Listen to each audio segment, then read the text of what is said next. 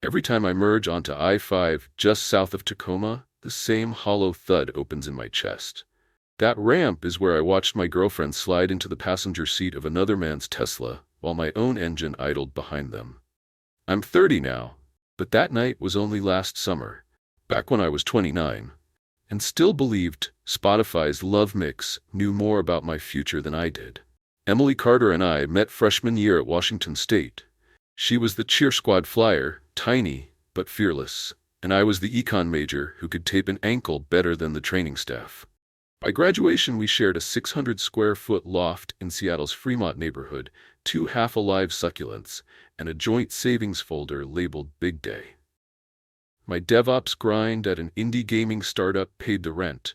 Her cybersecurity sales job stacked commissions like Lego bricks. Every Sunday, we hashed out reception playlists, arguing good-naturedly over whether line dances should be banned while reheating leftover Thai. The shifts were microscopic at first, the kind your rational brain files under coincidence. Emily's phone migrated from face up to face down on the coffee table. She stopped tagging along on my evening Capitol Hill runs and instead pounded the condo gym treadmill at 5 a.m. When I asked if she was okay, she pressed a kiss behind my ear and blamed Q3 quotas. Then came the name. Brandon from Dallas, big account, super picky about firewall specs. Brandon invaded her stories twice a day, each mention brighter than the last, like he was an Instagram filter she could apply to every sentence. I told myself to be proud she was trusted with a whale client. One Thursday in July, she texted that Brandon's team was flying up and she'd be grabbing dinner on the waterfront to seal the numbers. Of course, hustle equals commission, right? I spent the evening meal prepping burrito bowls and queuing a Netflix list titled Future Mrs. Randall. 11 p.m. came, then midnight, and her calls rolled straight to voicemail. At 12:37 a.m., she slipped through the door barefoot, heels dangling from one hand, smelling of cologne that wasn't mine. She mumbled something about last-minute steakhouse cancellations, kicked off her blazer, and face-planted on the couch before I could ask why her lipstick was smudged when steak knives don't usually kiss back. The next morning, she was up before sunrise, booking a spin class and breezing past me like I was a slow biker on the Burke-Gilman Trail. I tried to scrub away the creeping doubt by bleaching the bathroom grout, but by Monday, the math refused to balance. Our joint savings dipped by $400, labeled Client Entertainment. A Fairmont Olympic Hotel keycard sleeve fell out of her purse. 8 miles from our apartment and walking distance from her downtown office. When I asked, she said a coworker spilled Merlot on her blouse and the hotel laundry pressed a replacement. I wanted to believe it so badly my chest hurt. Yet that night I lay awake picturing Merlot that stained more than cotton. Evidence piled up like sticky notes on a corkboard. Late-night Zooms, mileage charges to neighborhoods where tech conferences never happen. Brandon's name lighting her phone at 2 a.m. Texas time. I borrowed our cell provider's login, something we'd always done back when minutes mattered. Between 9 p.m. and 1 a.m., a single Dallas area code blinked across the call log 17 times. By Wednesday, my hands shook when I tried to code, turning innocent semicolons into syntax crimes. I needed proof that wouldn't feel like paranoia, so I asked Emily if I could drive her to her firm's quarterly mixer in Bellevue. She kissed me on the cheek, said parking would be crazy, and insisted on ride-sharing. I let her go, waited 30 minutes, then followed across the bridge. The hotel lot was half empty, night thick with cedar smell after rain. From my Prius, I spotted Brandon before I knew his name.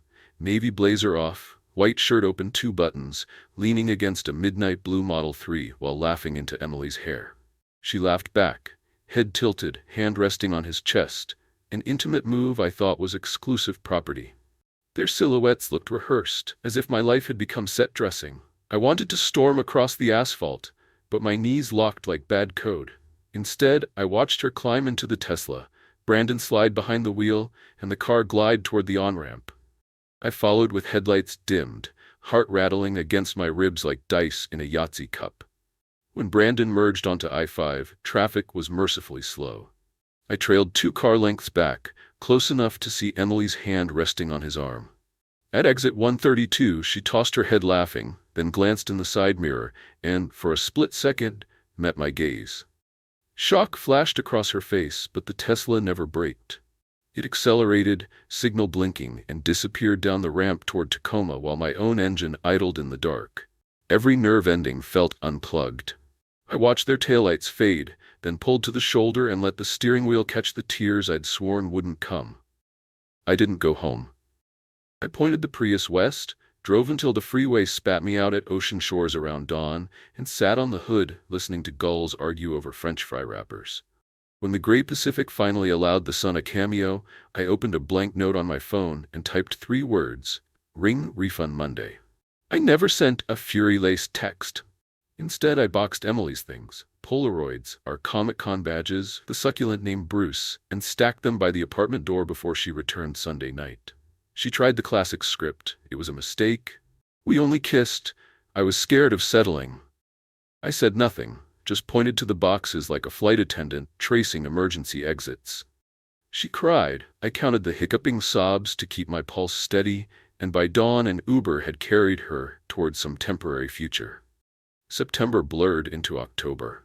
I threw myself into coding sprints, ran the Seattle Marathon in November, and learned that silence can be louder than any breakup playlist. In January, the jeweler took the ring back with a 10% restocking fee. I called it cheap tuition for a crash course in boundaries. My buddy Marcus needed a roommate in Ballard, so we filled the fridge with microbrews, adopted a one-eyed rescue cat named Pixel, and hosted Friday board game nights where no one used the word compromise like a threat. The trigger ramp off I-5 still haunted me, though, until one rain-slick Tuesday it managed to save me. Traffic froze near the very spot where the Tesla had vanished, and I found myself idling beside a battered Subaru crammed with college kids belting Taylor Swift off-key. They reminded me of Emily and me back in Pullman, hopeful, slightly clueless, entirely in love with possibility. In that moment, I realized her betrayal hadn't poisoned love itself. It had simply rerouted my GPS. 2 months later, I matched with Jessica Nguyen, a former Coast Guard medic who laughed at my worst puns and preferred sunset paddleboarding to bar hopping. We took things slow, like low-latency test packets, but every checkpoint came back green. When I finally told her the Tesla story, she squeezed my hand and said, "Sometimes the detour is the destination." Which sounded corny, until I noticed I was smiling instead of flinching. I'm not naive. Trust now comes with a seatbelt clicked tight, but it still comes. And every time I merge onto I-5 near Tacoma and feel that dull punch, I also feel Jessica's fingers laced with mine, inhale cedar and sea salt, and remember that some exits lead straight to better roads.